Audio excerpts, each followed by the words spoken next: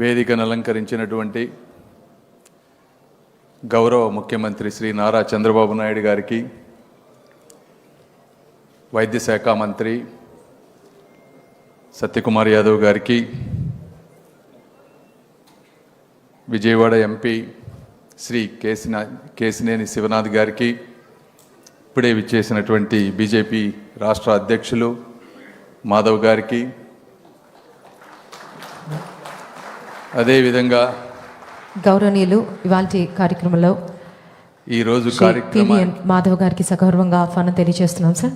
Thank you.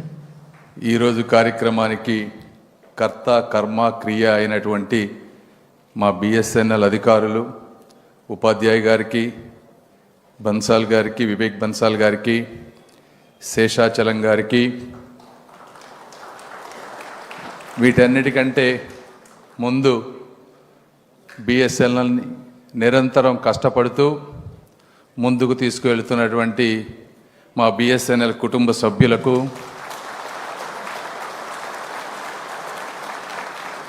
Guntur Vijayawada ప్రాంతం నుంచి వచ్చినటువంటి కూటమి నాయకులకు, కార్యకర్తలకు, పాత్రికేయులకు అందరికీ కూడా మనస్ఫూర్తిగా ధన్యవాదాలు. ఒక్కసారి చరిత్రలోకి వెళ్ళి చూస్తే, నేను చిన్నప్పుడు మున్సిపల్ హై స్కూల్లో చదువుకునేటప్పుడు ఒక టెలిఫోన్ కనెక్షన్ కావాలంటే ఆ రోజుల్లో ఎమ్మెల్యే కానీ ఎంపీ కానీ పర్మిషన్ ఇవ్వాలి. వాళ్ళ లెటర్ ఉంటే ఆ రోజుల్లో కనెక్షన్ వచ్చేది. ఇది నాకు ఇప్పటికీ కూడా గుర్తుంది. ఎందుకంటే ఆ రోజుల్లో మా ఎమ్మెల్యేగా ఉన్నటువంటి డాక్టర్ కోడెల శివప్రసాద్ గారి దగ్గరికి వెళ్ళి లెటర్ తీసుకొని ల్యాండ్ లైన్ కనెక్షన్ తీసుకొచ్చినటువంటి రోజులు ఆ రోజులు. అయితే ఆ రోజు నుంచి ఈ రోజుకు జరిగినటువంటి పరిణామాలు తీసుకుంటే ఈ భారతదేశ గతిని టెలికాం రంగంలో ముఖ్యంగా మార్చినటువంటి వ్యక్తులు ముగ్గురు ఉన్నారు. ఒకటి, టెలికాం తలుపులు తెరిచి కనెక్టివిటీకి కొత్త దారులు వేసిన మహానేత వాజ్పేయి గారు, అటల్ బిహారీ వాజ్పేయి గారు. రెండు, ఆధునికత, అభివృద్ధి, సాంకేతికత అనే పదాలకు అర్థమైనటువంటి నా ప్రియతమ నేత, మనందరి ప్రియతమనేటువంటి గౌరవ ముఖ్యమంత్రి శ్రీ నారా చంద్రబాబు నాయుడు గారు. ఆ రోజుల్లో ఈ విధమైనటువంటి ఇబ్బందులు ఉన్నప్పుడు వాజ్పేయి గారు దీని మీద ఆలోచన చేయగలిగేటువంటి శక్తి ఉన్నవాళ్ళు ఎవరు, విజన్ ఉన్నవాళ్ళు ఎవరు, కష్టపడి చేయగలవారు ఎవరు అని చెప్పి ఆలోచించినప్పుడు వాజ్పేయి గారికి కనపడినటువంటి యంగ్ విజనరీ లీడర్ మన నారా చంద్రబాబు నాయుడు గారు. ఆయన వీరిని చైర్మన్గా పెట్టి ఒక కమిటీ వేస్తే ఆ రోజుల్లో కమిటీ రిపోర్టు స్టడీ చేసి 3 విషయాలమైన ఒక స్పష్టత ఇచ్చారు. ఒకటి, ఆ రోజుల్లో ఫోన్ అంటే ఇందా చెప్పారు సత్యకుమార్ గారు, ఒక సెల్ ఫోన్ నుంచి కానీ ఒక కాల్ చేయాలంటే దాదాపుగా 50 రూపాయలు 100 రూపాయలు పడేది ఒక మినిట్కి మాట్లాడాలంటే. రేటు తగ్గించడం ఎలా? రెండోది, రూరల్ కనెక్టివిటీ, విలేజెస్లో ప్రతి ఒక్కరికి ఫోన్ అందించడం ఎలా?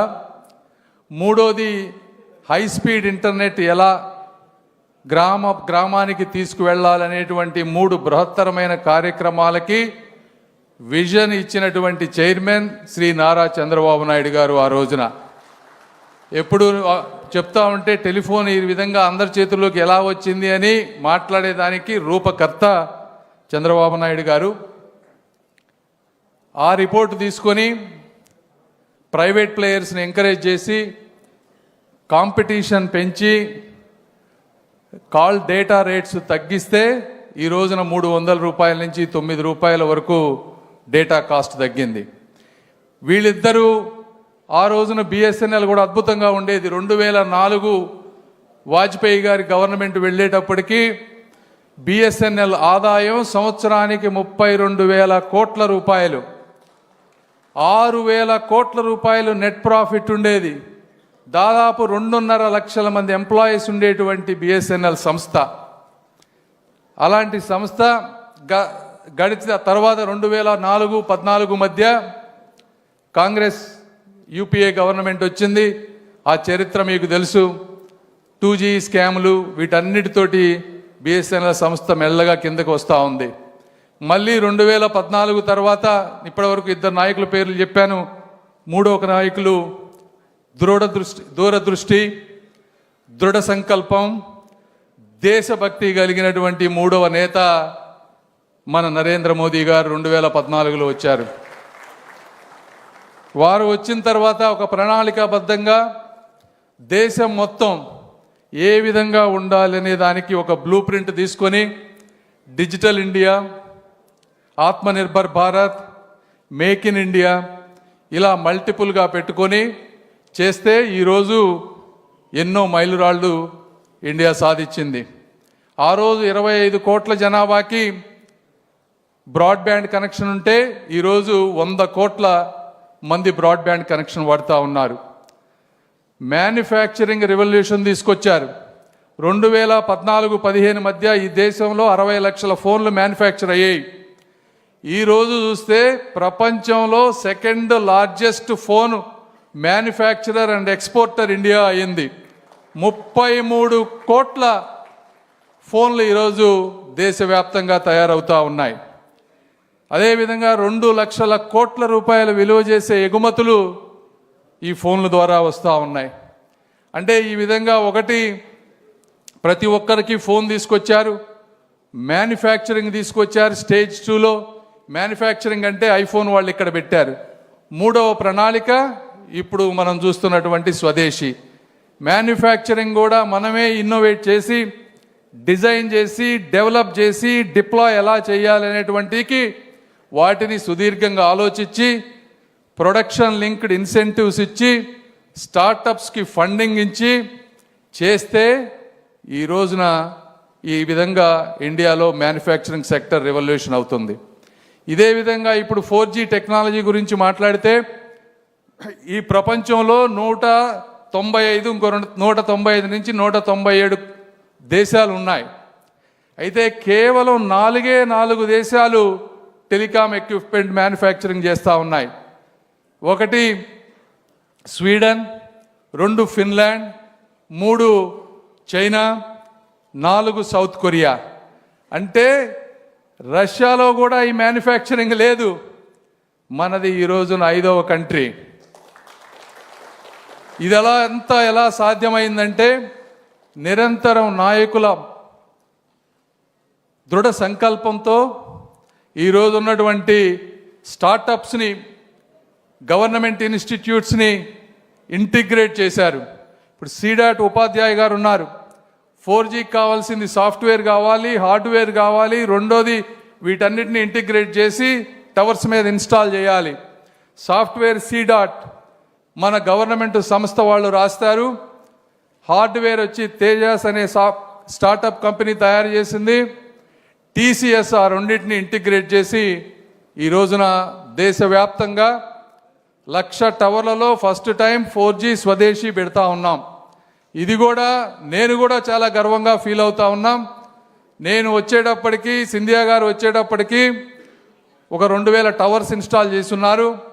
మేము వారం కూర్చొని నెలకి 10,000 టవర్లు ఇన్స్టాల్ చేసే విధంగా అన్ని ఇంటిగ్రేట్ చేసి 10 నెలల్లో 1,00,000 టవర్లు ఈ రోజున బిఎస్ఎన్ఎల్ మొత్తం కూడా ఇన్స్టాల్ చేశాం. ఇందులో మీరు గుర్తుపెట్టుకోవాల్సింది ఏంటంటే ఈ 4-5 కంపెనీలు కానీ దేశాలు, ఈ కంపెనీలు ఏమున్నాయి, శాంసంగ్, నోకియా, ఎరిక్సన్, హువాయ్, ఈ 4-5 కంపెనీలే ప్రపంచంలో ఎక్విప్మెంట్కి రేట్లను శాసిస్తూ ఉన్నాయి. ఈ రోజున ఆ కంపెనీలన్నిటితో పాటు మనం తీసినటువంటి సీడాట్ వాళ్ళకు 30 ఏళ్ళు పడితే మన వాళ్ళు 36 నెలలు అంటే 3 సంవత్సరాల్లో అద్భుతంగా అంతర్జాతీయ స్థాయికి తీసుకొచ్చారు. జీరోను కనిపెట్టింది మనమే, చెస్ని కనిపెట్టింది మనమే. కాబట్టి 4G కానీ 5G కానీ మనం ఎందుకు కనిపెట్టలేమనేటువంటి ఒక దృఢ సంకల్పంతో ఈరోజు అందరూ పనిచేశారు. వారందరికీ కూడా నేను మనస్ఫూర్తిగా కృతజ్ఞతలు తెలుపుతా ఉన్నాను టెలికాం డిపార్ట్మెంట్ తరఫున. అదేవిధంగా కొంతమంది అడగొచ్చు, మీరు ఈరోజు అంతా 5G వాడుతూ ఉన్నాము, ఓన్లీ 4G మాట్లాడి మీరు ఎందుకు ఇట్లా చెప్తా ఉన్నారు అని. అయితే ఒకటి గుర్తుపెట్టుకోవాలి, ఈ రోజుకి కూడా 5G కేవలం 20 నుంచి 25% జనాభానే వాడుతూ ఉన్నారు. 5G ఎక్విప్మెంట్ ఉంటే సరిపోదు, వాడే హ్యాండ్సెట్స్ కూడా 5Gకి అటాచ్ అవ్వాలి. మన భారతదేశంలో 60-70% రూరల్ పాపులేషన్ ఉన్నారు. వాళ్ళు ఇప్పటికీ కూడా 2G, 3G, 4G ఫోన్లే ఉన్నాయి. కాబట్టి మొట్టమొదటిగా 4Gతో స్టార్ట్ చేద్దాం. ఇది స్టార్ట్ చేసిన తర్వాత ఒక్కసారి 4G కనుక్కున్నాక 5G అనేది ఇబ్బంది కాదు అని చెప్పి 4Gతో తీసుకొచ్చాం. ఈ 4G సాఫ్ట్వేర్ 5Gకి ఈజీగా అప్గ్రేడ్ అవుతుంది. ఇవి కాకుండా నేను ఈ సభాముఖంగా మీకు తెలియజేసుకునేది ఏంటి అంటే బిఎస్ఎన్ఎల్ మరి గత కొన్ని సంవత్సరాలుగా 4G లేకపోవడం వల్ల కస్టమర్స్ లూజ్ అయింది, కొన్ని ఇష్యూస్ ఉన్నాయి. అయితే ఈ టెక్నాలజీని దాదాపుగా 90-95% పర్ఫెక్ట్ చేశాం. ఈ రోజున అద్భుతంగా పనిచేస్తుంది. అయితే కేవలం మనకి 100,000 టవర్స్ మాత్రమే ఉన్నాయి. ఎయిర్టెల్ కానీ జియో కానీ తీసుకుంటే దాదాపు 4-5 లక్షల టవర్స్ ఉన్నాయి. అంటే 4-5 రెట్లు టవర్స్ ఉన్నాయి. కాబట్టి వాళ్ళ నెట్వర్క్ రీచ్ ఎక్కువ ఉంటుంది. ఈ టవర్స్ 100,000 పర్ఫెక్ట్ అయిన వెంటనే రెవెన్యూ పెరుగుతుంది. రెవెన్యూస్తో కొత్త టవర్స్ ఇన్స్టాల్ చేస్తాం. అదేవిధంగా ప్రధానమంత్రి మోదీ గారు అడిషనల్ ఇన్వెస్ట్మెంట్ ఇవ్వడానికి కూడా సిద్ధంగా ఉన్నారు. దీంతో బిఎస్ఎన్ఎల్ ముందుకు వెళ్తుంది. ఈ బిఎస్ఎన్ఎల్ అనేది చాలా ఇంపార్టెంట్. ఎందుకు ఇంపార్టెంట్ అంటే ప్రైవేట్ ప్లేయర్స్ గ్రామాలలో ఆదాయం లేకపోతే ఎక్కువగా పెట్టలేరు. అదేవిధంగా ఇందాక వారు చెప్పినట్టు బార్డర్ ఏరియాల్లో లెఫ్ట్ వింగ్ ఎక్స్ట్రీమిస్ట్ ఉన్నటువంటి ఏరియాల్లో, అదేవిధంగా లక్షద్వీప్ లాంటి ప్లేసుల్లో ప్రైవేట్ ప్లేయర్స్ వెళ్ళలేరు. వాళ్ళందరికీ కూడా బిఎస్ఎన్ఎల్ అనేది బ్రతకటం అనేది అత్యంత ముఖ్యమైనది. ఈరోజు గ్రామాల్లో చూసుకుంటా ఉంటే గౌరవ ముఖ్యమంత్రి గారు ఎప్పుడు చెప్తా ఉంటారు, వర్క్ ఫ్రమ్ హోమ్ చేయాలి, గ్రామాల్లో ఎంటర్‌ప్రెన్యూర్స్ తయారవ్వాలి, అప్పుడు అర్బన్ మైగ్రేషన్ తగ్గుతుంది. కాబట్టి గ్రామాల్లో చదివేటువంటి పిల్లలకి స్కూళ్ళలో ఇంటర్నెట్ ఉండాలి, ప్రైమరీ హెల్త్ సెంటర్లో ఇంటర్నెట్ ఉండాలి. ఈ విధంగా టవర్లన్నీ పనిచేయాలనేటువంటి ఉద్దేశంతో మోదీ గారు ఈ రోజున ప్రతి గ్రామంలో ఎక్కడైతే టవర్ లేదో దానికి 30,000 టవర్స్, ఒక్కొక్క టవరు 1,20,00,000 రూపాయలు అయ్యేటువంటి ఒక్కొక్క టవర్ని దాదాపు 30,000 గ్రామాల్లో ఎక్కడైతే వీక్ కనెక్షన్ ఉందో, ప్రైవేట్ ప్లేయర్స్ వెళ్ళటం లేదో అలాంటి వాటన్నిటికీ కూడా ఈరోజు శాంక్షన్ చేశారు. దీంతో ఆ ప్రాంతాల్లో గ్రామాల్లో కనెక్షన్స్ పెరుగుతాయి. ఇవన్నీ కాకుండా high speed internet, Bharat net అనేటువంటిది, ఈరోజు విద్యుత్ ఎలా ప్రతి మనిషికి అవసరమో, మంచినీళ్ళు అవసరమో ఆ విధంగా ఫైబర్ నెట్, ఇంటర్నెట్ కూడా అవసరం. దీనికోసం 1,40,000 కోట్ల రూపాయలు, అంటే అమెరికన్ డాలర్స్లో తీసుకుంటే దాదాపు $18 బిలియన్ పెట్టి భారత్ నెట్ ఫేజ్ 3 తీసుకొచ్చి ప్రతి గ్రామానికి హై స్పీడ్ ఇంటర్నెట్ వెళ్లే విధంగా, అదేవిధంగా 1,50,00,000 కుటుంబాలకి 10,000 రూపాయల సబ్సిడీ తోటి అప్ ఫ్రంట్ కాస్ట్ లేకుండా ప్రతి ఇంటికి ఇంటర్నెట్ ఇచ్చే విధంగా పథకం తీసుకొచ్చాం. అందులో భాగంగా ఆంధ్రప్రదేశ్కి కూడా దాదాపు 3,000 కోట్ల రూపాయలు వస్తాయి. అవి త్వరలో MOU కూడా అవుతుంది. దీని ద్వారా ప్రతి గ్రామంలో హై స్పీడ్ ఇంటర్నెట్, అదేవిధంగా మొబైల్ టవర్స్ ద్వారా వైర్లెస్, ఇవన్నీ కూడా తప్పకుండా తీసుకువచ్చి ప్రతి గ్రామంలో మన విజనరీ నాయకులు ఏ విధంగా అయితే కలలు కన్నారో వారి కలలన్నింటినీ కూడా సాకారం చేసేటువంటి పరిస్థితి తీసుకొస్తాం. ఏదేమైనప్పటికీ ఇవన్నీ చేయటంలో, ఇవన్నీ మనం ఎన్ని చేసినా కూడా ప్రాక్టికల్గా ఇంప్లిమెంటేషన్ అనేవి చాలా ఇష్యూస్ ఉంటాయి. అయితే ఈరోజు మినిస్ట్రీలో ఇక్కడ చాలామంది ఎంప్లాయీస్ ఉన్నారు కాబట్టి మీ అందరికీ ఒకటే తెలియజేస్తున్నాను, అక్కడ ఉన్నటువంటి సింధియా గారు కానీ మేము కానీ పూర్తిగా భారతదేశంపై, ఈ మట్టిపై ఉన్నటువంటి మమకారంతో వచ్చినటువంటి వ్యక్తులం. ఈ సంస్థ అద్భుతంగా పనిచేసే విధంగా మా శక్తి సామర్థ్యాలని, మాకు ఇప్పటివరకు వచ్చినటువంటి ఎక్స్పీరియన్స్ని అన్నిటిని ఉపయోగించి బిఎస్ఎన్ఎల్ని మళ్ళీ లాభాల బాటలో పట్టే విధంగా తీసుకువస్తాం.